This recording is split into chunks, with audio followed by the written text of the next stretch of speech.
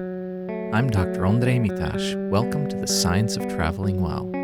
Let's travel someplace new together. For this episode, I'm back in the city I come from, Bratislava, the capital of Slovakia. Today, we're going shopping.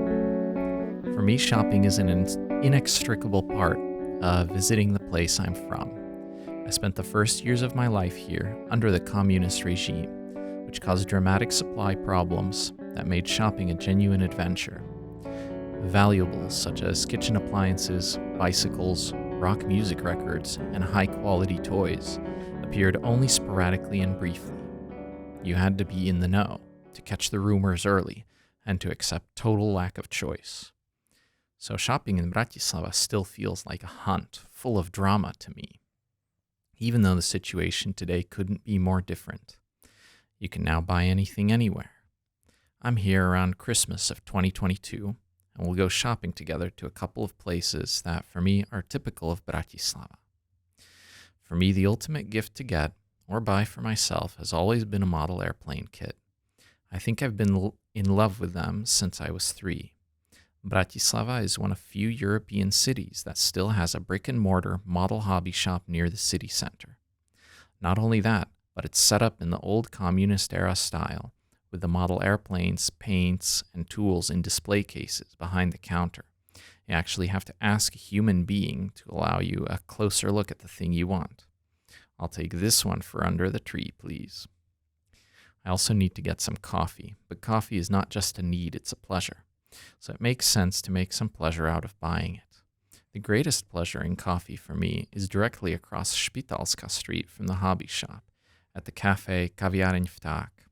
The head of the place, Michal Kramar, has started roasting his own coffee and makes this cool stamped packaging for it. Vtak is also a brilliant place to sit, drink, find some peace, make a painting. To round things out, there's a local brand with international prominence. In the old thread factory, a building designed by my great-grandfather, is the beautiful boutique of the sustainable cycling apparel company Isadore. I hope some warm clothes from there will make my winter cycling a bit more pleasant.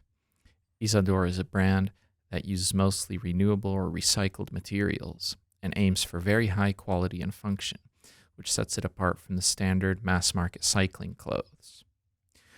What was good about this experience, and what good did it do for Bratislava? To help us understand shopping, we're joined by Dr. Jeroen Klijs, professor in social impacts of tourism at the Breda University of Applied Sciences. We work together on projects about how tourists and hosts interact and how tourism can benefit from them both. He's done a lot of research on the economics of tourism and tourist shopping. I would like to start our conversation off from the perspective of the tourist. Why do you think shopping is enjoyable? And how much of that is backed up by research and how much is just conjecture? Yes, thank you, Ondrej. Well, to answer the question how enjoyable shopping is, I have to step away from my own imagination because to me, shopping is not always the most enjoyable experience. But there has indeed been research, and it's also not that hard to imagine why people would enjoy shopping. It can relate to things like the social aspect, the persons with whom together you're doing the shopping.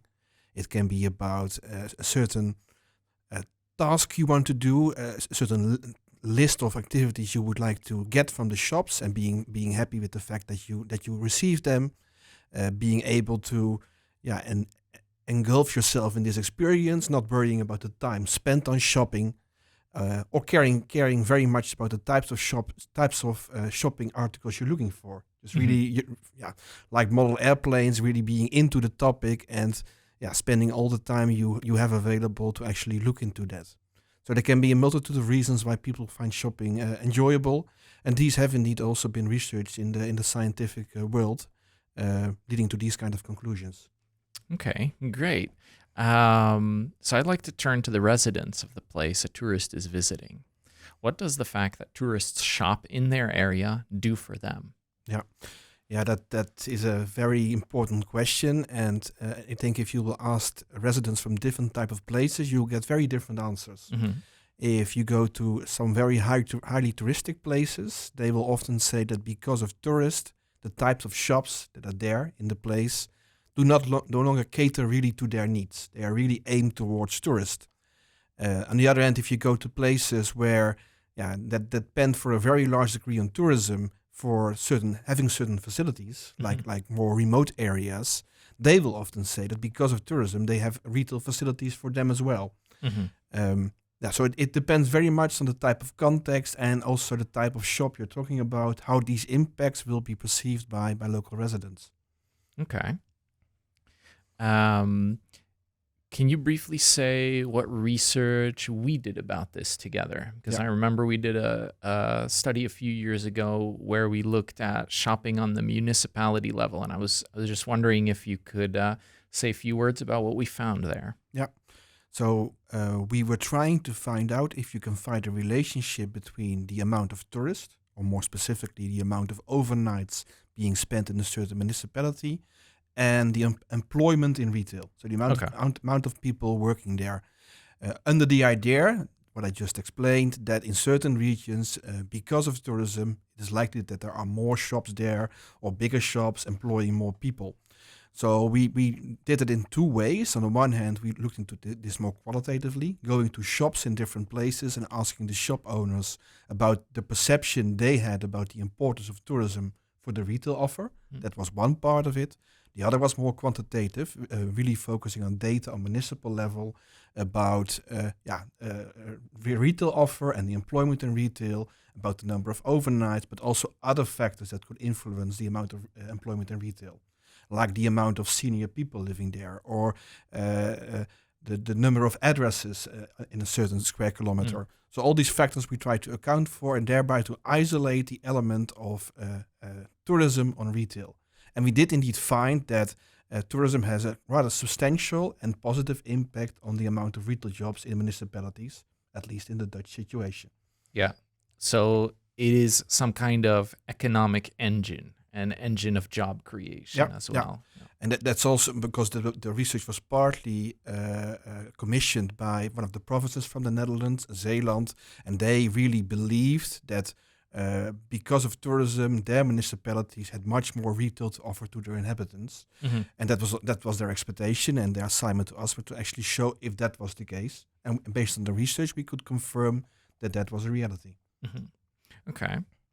So I want to kind of look at when a tourist visits a certain area with certain shops, they go in and they spend their money. I was just wondering if you could describe how the money flows, and if you could describe how the money flows in terms of the differences between a shop which is a sort of one-off, owned and run and employing mostly local or nearby residents, compared to a chain shop which might employ local or nearby residents, but it's managed elsewhere. So can you just kind of describe the process of the money flowing from the tourist's wallet, and then where does it go? Yeah, that's an important question, because one of the important reasons for having tourism is often that it would bring economic benefit and jobs to a certain area. That's often the reason that both from the municipal level as well as from the private side, tourism is being promoted. So thereby you would hope that when money is being spent by tourists in a certain region, like in a shop, the money would really stay there, and that the money would go from the shop, for example, to local suppliers that make the products that are being sold at the shop, or it would go to people working in those shops that also come from the local area, who would then again spend this money on activities again in the local region, thereby creating a recircling of money that lasts for a while, creating the maximum amount of input. But the comparison you're referring to, couldn't it be very different if you're talking about a large international chain store, where a lot of the money that's being earned in places because of selling to tourists doesn't stay in the local area, but is back to the main office, to the jobs there. And for example, they can also have suppliers that are not from the local area, but that even are not from the country, but come from somewhere else. So then this effect you're hoping for of the recycling of money for a number of circles, it stops very quickly. So in terms of aiming for an optimal impact of tourism on, in this case, retail, and also the inhabitants profiting from that, that's not the ideal situation. Yeah. Yeah. So there is something somehow better about shopping at the kind of one-off, locally owned and run places in terms of the impact that you want to leave behind to the place that you're visiting. Yeah. Of course, it's not always that simple because some places that look like local places may in the end turn out not to be like that. Yeah. But as a totally. general rule, I would say that if you have the impression that it's a more local shop with local people working there, you might expect that a bigger impact of your spending on the local environment could be realized that way. Mm-hmm. Yeah. Yeah. And as I understand it in the research on tourism and shopping, there is this notion of leakage that if you spend money someplace that's managed elsewhere, the money leaks sort of out of the region that you are visiting. Yeah, one example could be that you would, for example, go to Venice and you buy a souvenir there, but the souvenir says made in China. Yeah. Then, the only profit that Venice would get from it is actually the money being made by selling it to you in the shop. The markup. The markup, indeed. But the actual money earned by producing the souvenir is not in Venice, but is in China. Yeah, that is a real good example of a leakage of money flowing out immediately from the local economy, benefiting some other region. Well, that is not a bad thing per se, but if you would want your tourist money to benefit the region you're visiting, that is of course something to avoid. Mm-hmm. Yeah. Okay. So what I'm wondering is now if we can kind of cook this knowledge down into advice for people going on vacation. What would your advice to them be as far as shopping is concerned? If indeed you would like your shopping to have a wider impact than just your own enjoyment, which is nice in its own respect, but if you would aim for a wider positive impact, then I would say, spend your time in some nice local small shops that are not big part of the big chains, but make sure that they profit from you being present there, and that in that sense the expenditure of your money stays in the local economy. Mm-hmm. It's also worth saying that that can sometimes make for a better tourism experience through novelty. Yeah. Right. So novelty is about experiencing something for the first time or experiencing something different from your daily routine. So if there's a shop that you encounter in daily life, it may not really kind of add much or create a powerful experience to go there. And what I see happen a lot that's kind of in between is when tourists visit another country and they go to a big chain shop that is not present in their country. So for them, it's an experience of high novelty. Mm-hmm. But I think if they went to a locally owned shop, maybe their own experience of novelty would still be increased. Yeah. Because kind of like the communist style airplane shop, the cultural differences, I think, are enhanced when the culture you're visiting is also the culture running the place, basically. Yeah. And those might be shops you have to search for a bit better than just going to the well-known places. But that in itself is, of course, also part of the experience. Yeah.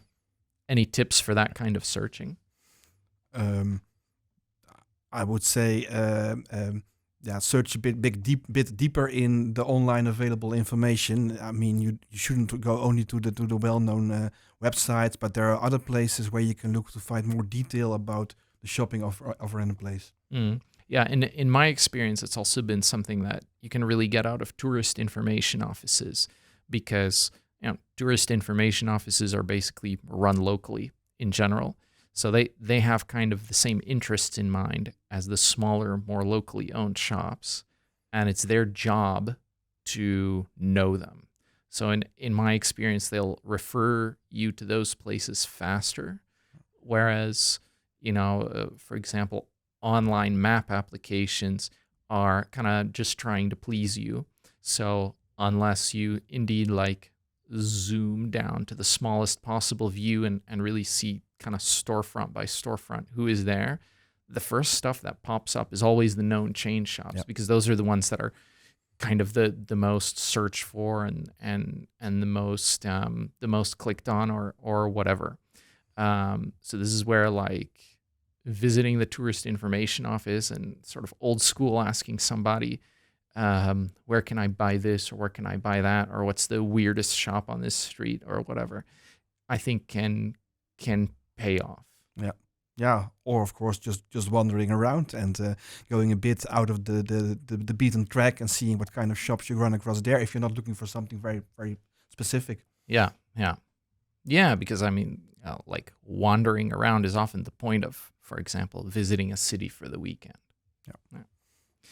Okay, so with that, I'd like to wrap up with some practical information, this time about visiting Bratislava. Bratislava is easily accessible by train from Vienna, Prague, and Budapest. I believe direct train connections also go as far as Berlin. Bus connections with the companies RegioJet and Slovak lines are numerous. The bus and train stations are on opposite sides of the city center. Each one is about a 15-minute walk from there. And there's also a really cool boat connection, which is really center to center with Vienna. There's a lot more to do in Bratislava than shop, obviously, as this was the coronation city of the Austro-Hungarian Empire and is near beautiful Carpathian forest and wine country as well. The coffee house Kaviaren Vtak and the hobby shop Line Modelar are across the street from each other on Spitalska Street, numbers 20 and 53 respectively. Isadore is located in the Cvernovka, the old thread factory on the back side, so the side facing away from the city center, of the Nivi Mall and bus station. So this is like the main bus station of Bratislava. Most shops are open from at least 11 or 12 in the morning to 5 in the afternoon. They do sometimes take a lunch break and are generally closed on Sundays. And with this, I'm going to thank Jeroen so much for joining us today. And until next time, everyone, happy travels. The Science of Traveling Well was initiated partly thanks to an HBO postdoc grant of the Regieorgaan Stichting Innovatie Alliantie of the Dutch government.